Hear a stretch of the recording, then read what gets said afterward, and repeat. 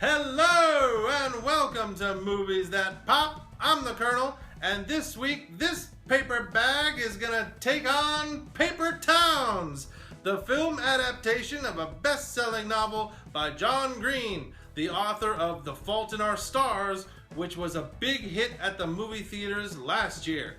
Now, John Green's work is written for the young adult audience, but the big question is, will the film play for those that, like myself, are neither young nor an adult? But first, a little history. This film has one heck of a trailer. Upon seeing it, I was completely sold on the movie. It's a mystery, it's a love story, it's a quest movie, it's a buddy trip road movie.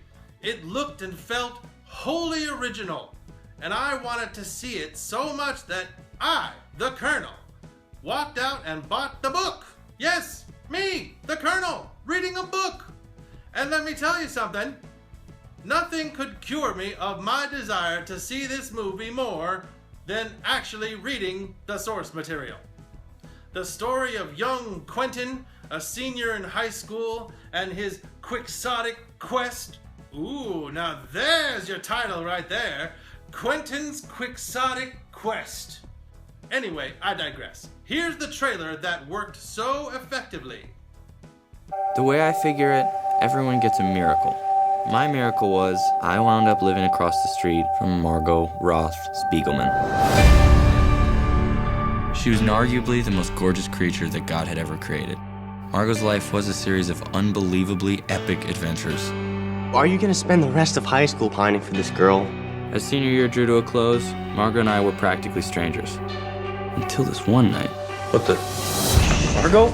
I need to borrow your car. What? I have 9 things I need to do tonight. Can't you just get your boyfriend to do it? Ex-boyfriend.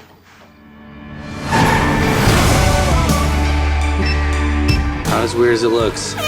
Stop. Can't believe you just did that. Take the picture, now. Okay, now that was fun. I can feel my heart beating in my chest.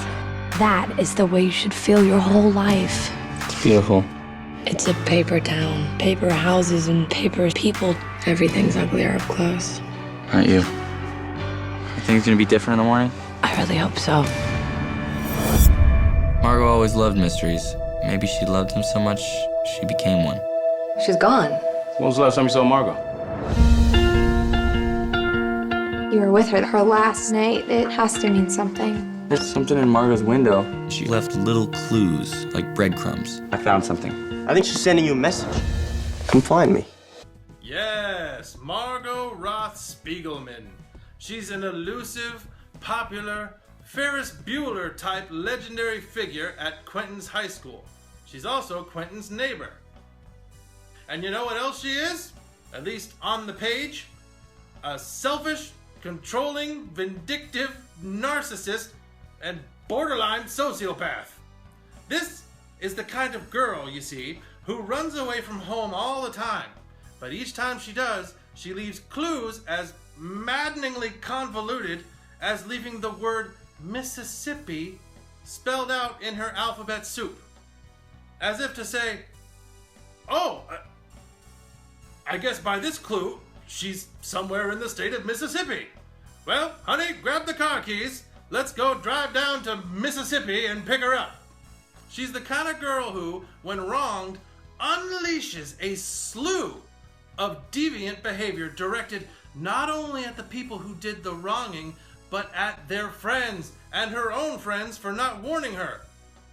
That's some mafia stuff right there.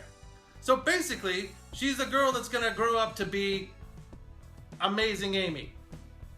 And if you've seen Gone Girl, you know that is not the sort of woman you should aspire to be with. But our protagonist, Quentin, finds her irresistible.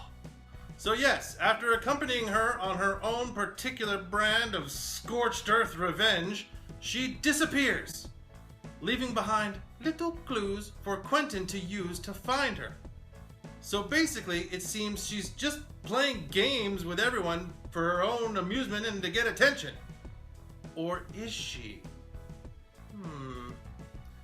Like I said, reading the book, I found myself frustrated by the mystery elements that this trailer seemed to be promoting as the main part of the story.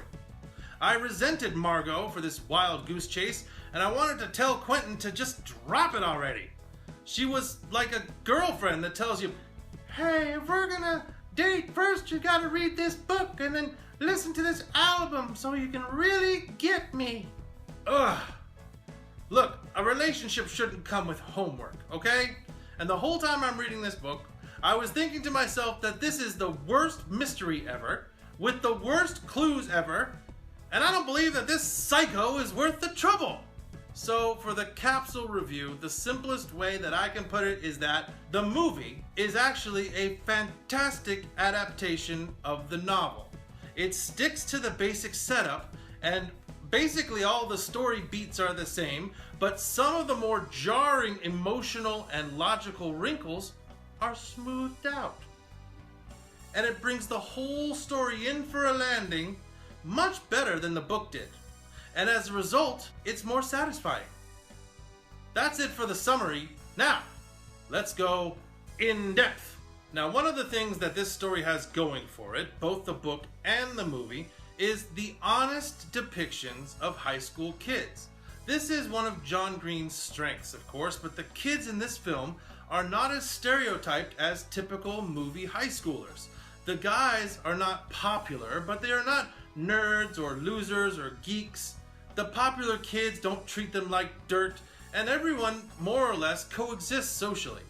Each of the major teenage characters has their own idiosyncrasies, and they're trying to get to know themselves just as we are trying to get to know them as well.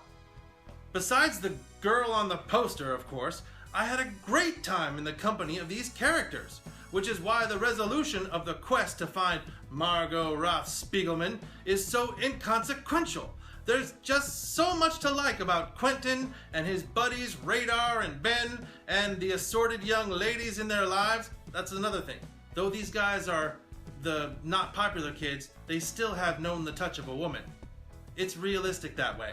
I had so much fun with these characters that I almost forgot what the big deal with Margot was.